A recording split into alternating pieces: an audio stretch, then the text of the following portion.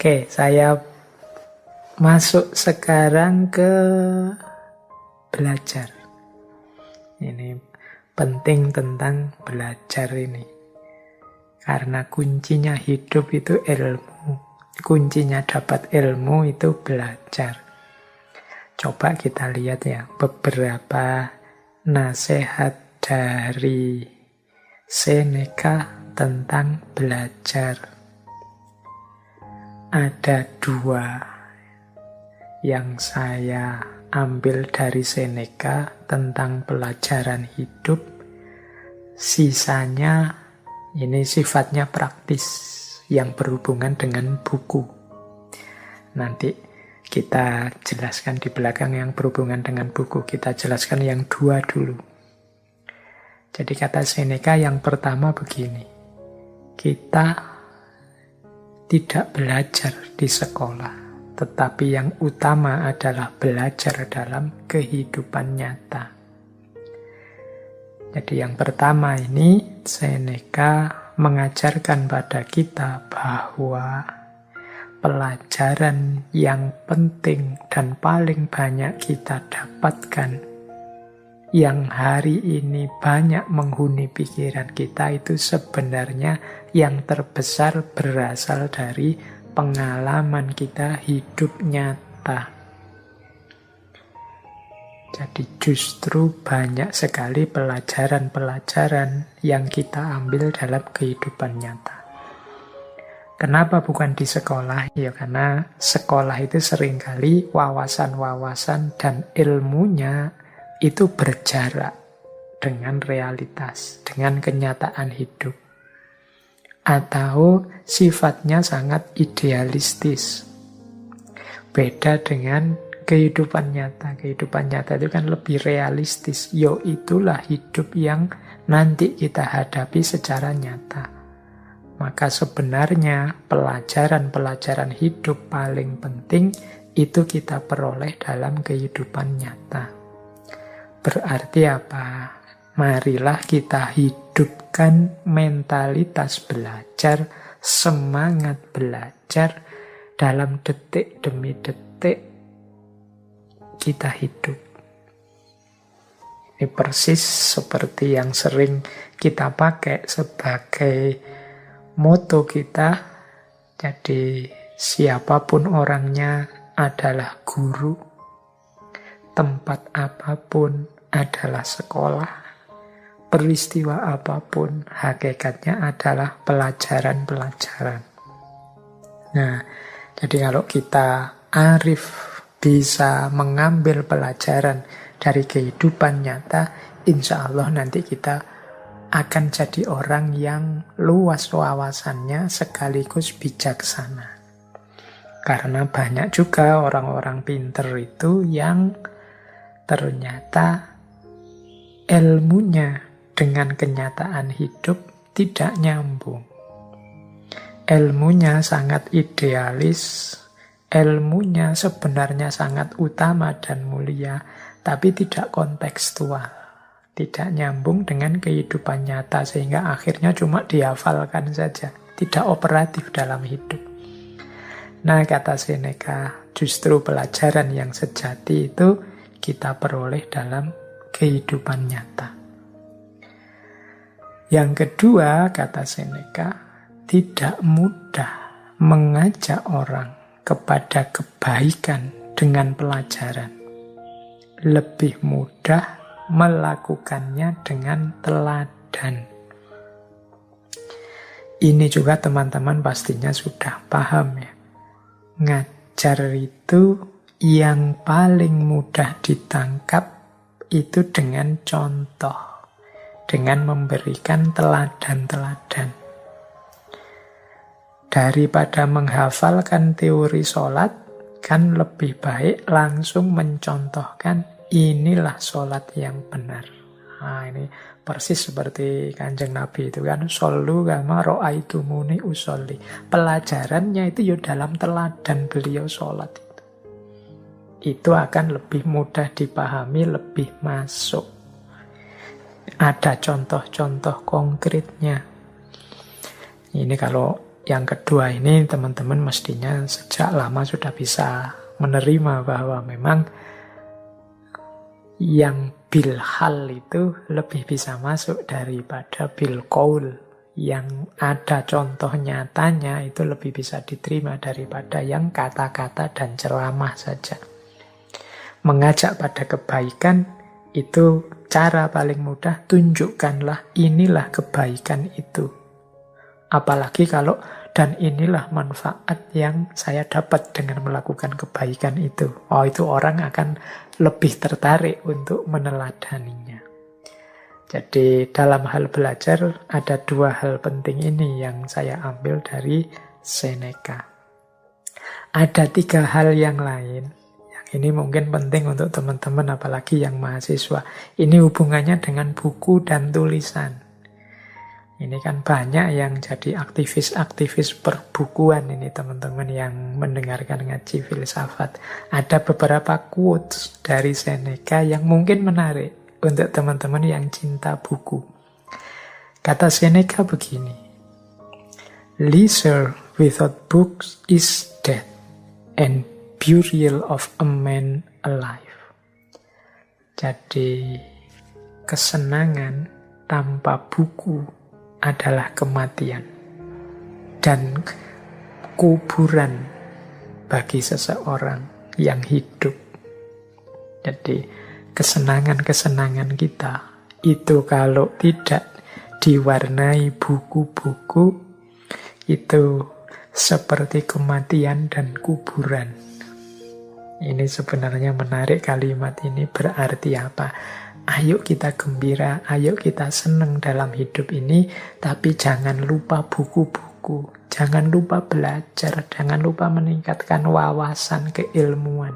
Leisure itu kan nantinya seneng-seneng. Yuk ngopi-ngopi, nongkrong-nongkrong, guyon-guyon, tapi tetap ada bukunya, tetap ada ilmu dan wawasan yang berputar di situ.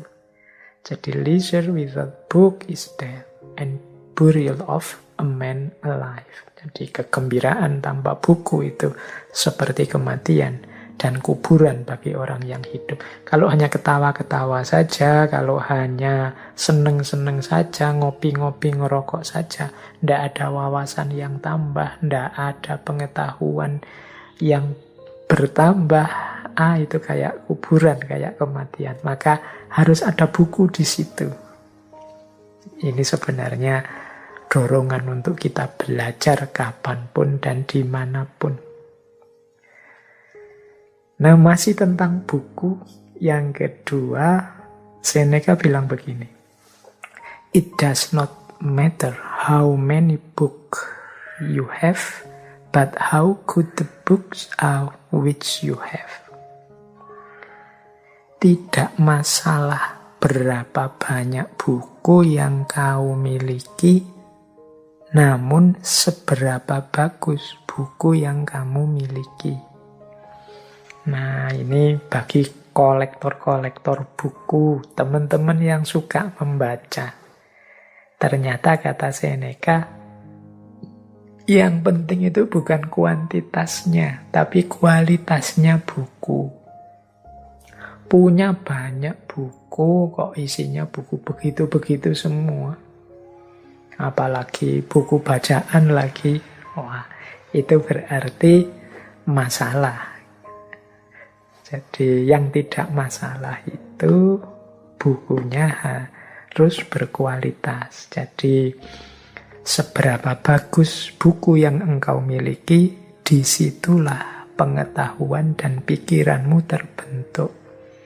Karena bacaanmu kan menentukan pikiranmu, gagasanmu, caramu berpikir. Kalau buku-buku ndak penting, buku-buku apalagi yang merusak yang engkau baca, ya seperti itulah nanti isi pikiranmu. Maka bacaan itu penting. It does not matter how many book you have. Jadi bukan masalah berapa banyak buku, tapi berapa berkualitas buku yang kamu miliki. Ini kalau saya ketemu Seneca, mau saya bilang, quotes ini kurang satu kalimat. Dan Sejauh mana engkau membaca buku-buku itu. Karena banyak kan hari ini teman-teman itu yang statusnya hanya kolektor buku. Mungkin buku-buku berkualitas yang dimiliki, tapi ya jarang dibaca atau jangan-jangan tidak pernah dibaca, hanya jadi koleksi saja. Apalagi kalau buku-buku itu hasilin download. Wah, kita berlomba-lomba download. Kalau ada teman punya PDF-nya buku apa, kita minta-minta ngantri. Kita koleksi di laptop kita sebanyak mungkin, ning ya ora ono sing diwaca. Hanya jadi koleksi saja. Itu kan status kita akhirnya bukan jadi pembaca buku, tapi kolektor buku. Jadi ini bagi teman-teman yang suka dengan buku ya. Jadi semoga buku itu statusnya bukan barang koleksi. Cirinya buku bukan barang koleksi itu ya berarti dibaca beneran, bila perlu dicoret-coret, ditanda-tandai mana yang penting, mana yang bisa aku ambil, dan lain sebagainya. Jadi bagi Seneca tidak penting berapa banyak buku, yang penting buku-buku yang berkualitas saya tambah, yang penting lagi buku-buku berkualitas itu dibaca atau tidak. Kalau hanya dikoleksi ya tidak ada gunanya. Nah, masih saya bawa lagi quotes tentang buku dan belajar ini dari Seneca. Beliau punya kalimat juga begini. Saya tidak akan pernah malu mengutip penulis yang buruk jika kalimatnya bagus. Nah, ini kalau dalam dunia akademik namanya objektif. Jadi membaca buku, membeli buku, mengutip isi buku, itu tidak pertama-tama melihat siapa yang nulis, tapi melihat memang isinya bagus. Kalimat-kalimatnya mungkin isinya kebaikan, kebenaran yang perlu diikuti. Jadi kata Seneca, aku ndak malu ngutip penulis-penulis, mungkin penulis ini dianggap orang buruk, tapi kalau ada bagian dari buku atau tulisannya itu yang menurutku baik dan bagus, yuk aku ambil. Jadi ini bahasa kita hari ini objektif. Ini mungkin pelajaran loh bagi kita. Hari ini kan kadang-kadang kita itu mau setuju atau tidak, pendapat seseorang ikut atau tidak, pernyataan seseorang, kita lihat orangnya dulu, kita lihat afiliasi organisasinya dulu, kita lihat kemarin-kemarin dia jelek apa bagus. Kalau Seneca enggak, dia objektif saja. Orang ini mungkin bagi banyak orang dianggap penulis yang buruk atau orangnya memang buruk. Tapi di buku yang dianggap buruk ini ada bagian yang menurutku bagus. Ya aku kutip bagian yang bagus itu. Jadi yang bagus disebut bagus, yang tidak bagus ya disebut tidak bagus. Saya tidak malu, meskipun ngutip tokoh yang mungkin bagi orang tertentu dianggap jelek. Karena seperti saya bilang tadi di depan, kadang-kadang dalam hal-hal yang buruk ada kebaikan yang bisa kita ambil, dan dalam hal-hal yang baik ada keburukannya, sehingga kita tetap harus kritis. Jadi ini salah satu tuntunan dari Seneca. Ini kalau pakai bahasa agama mungkin ya unzur makola wala tanzur mangkola. Lihatlah apa yang dikatakan, jangan melihat siapa yang berkata. Baik, wah waktunya tinggal sedikit. Sebenarnya masih sangat banyak petuah-petuah, nasihat-nasihat dari Seneca ini. Cuma ya karena keterbatasan waktu kita tidak bisa mengulas semuanya, masih banyak tema-tema yang lain. Kita malam hari ini hanya membahas beberapa tema. Ini waktunya sudah mepet. Yang terakhir, baiklah kita tutup saja dengan satu quotes kebijaksanaan dari Seneca. Sebenarnya tentang kebijaksanaan ini banyak, panjang. Saya ambil satu ya. Beliau menyatakan begini antara lain. Setiap malam sebelum tidur, kita harus bertanya kepada diri kita. Yang pertama, apa kelemahan yang aku taklukkan hari ini? Yang kedua, kebajikan apa yang aku capai? Nah, ini penting bagi kita ya, biar hari-hari kita itu senantiasa dari kebaikan menuju lebih baik. Dari kebenaran menuju lebih benar. Dari kekurang sempurnaan menuju lebih sempurna. Jadi ini Seneca nuntun kita, ayo sebelum kita tidur, mari kita introspeksi diri. Kalau bahasa agamanya muhasabah. Mudahnya begini. Yang pertama, mari kita bertanya, apa sih kelemahan-kelemahanku yang berhasil aku taklukkan hari ini? Misalnya, saya itu Pak, males ngaji. Alhamdulillah, hari ini aku bisa agak memaksa diri untuk ngaji. Ngaji itu baik.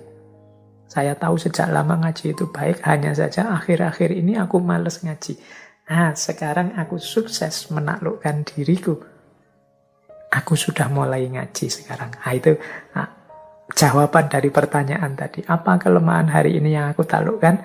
Aku mulai ngaji. Contohnya begitu. Ya banyak kan kelemahan-kelemahan dalam hidup kita. Sudahkah kita berusaha menaklukkannya?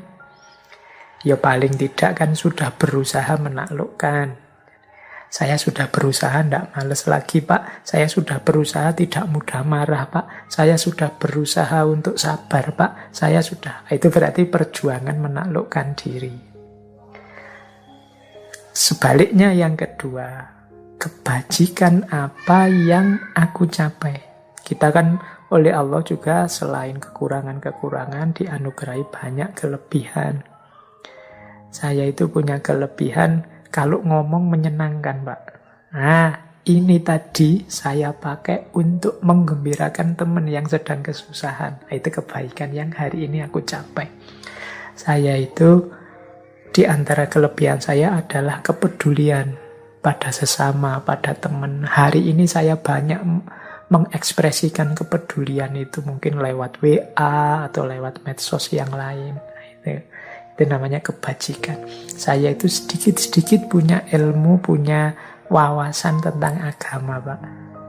Nah, hari ini saya menularkan sedikit wawasan itu karena di rumah untuk adik saya, untuk keponakan saya, untuk saudara saya. Inilah kebajikan yang saya lakukan hari ini. Jadi ini teman-teman, salah satu tips dari Seneca. Yuk, setiap harinya sebelum tidur, itu kita tanya kepada diri kita dua hal ini. Apa perjuanganku mengatasi kekurangan kelemahanku hari ini? Yang kedua, apa tindakanku, apa perlakuanku yang menunjukkan kebajikan sesuai yang aku mampu hari ini? Jadi ini dua pertanyaan menjelang tidur. Ini mungkin nanti jadi kunci dari kebijaksanaan-kebijaksanaan hidup yang lain.